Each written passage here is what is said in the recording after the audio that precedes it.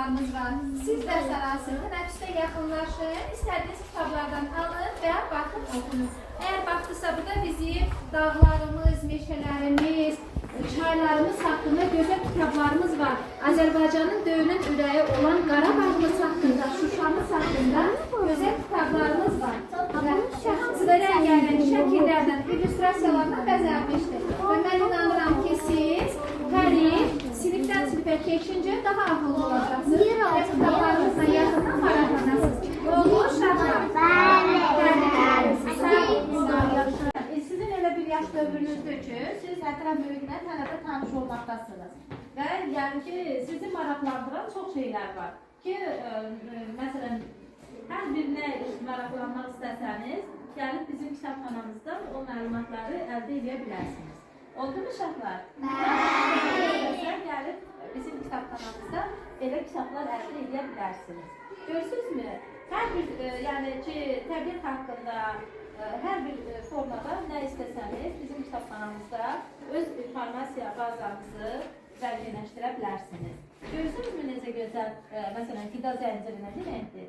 Yəni ki, bunların hamısı, yəni mənim elimlə səsləndirəsən. Yəni mən sizə məlumiyyətlə başa salaram. Oldu mu uşaqlar? Bəli! Həkim, mühəndis, bəstəkar, şair, alim, hər sənətkar biliyini məndən almış, mənim sayəmdə uzanmış, əsrlərdən gələn səsəm, mən kitabam, müqəddəsəm, uşaqlara budur sözüm, çiklənməsin heç vaxt üzüm, mənə qələm vurmasınlar, vərəqimi sırmasınlar. Heç müəllimdir. Sinəsində minaləm var. O səni insan kimi cahcıldırar, cahaladar. Dili yoxdur, o danışır. Hər bir şeydən xəbər verir. Ata kimi sənə bənzər, kitabları yol göstərər. Bu dünyanın hər sirri bilir, bu kitablar ömrümüzün yollarını bilir bu kitablar.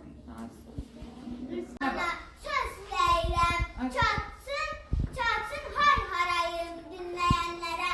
Mən nankör deyirəm, nagiz deyirəm. Bilməyənlərə. Aferin.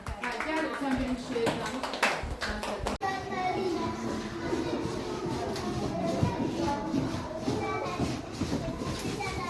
Ay Allah.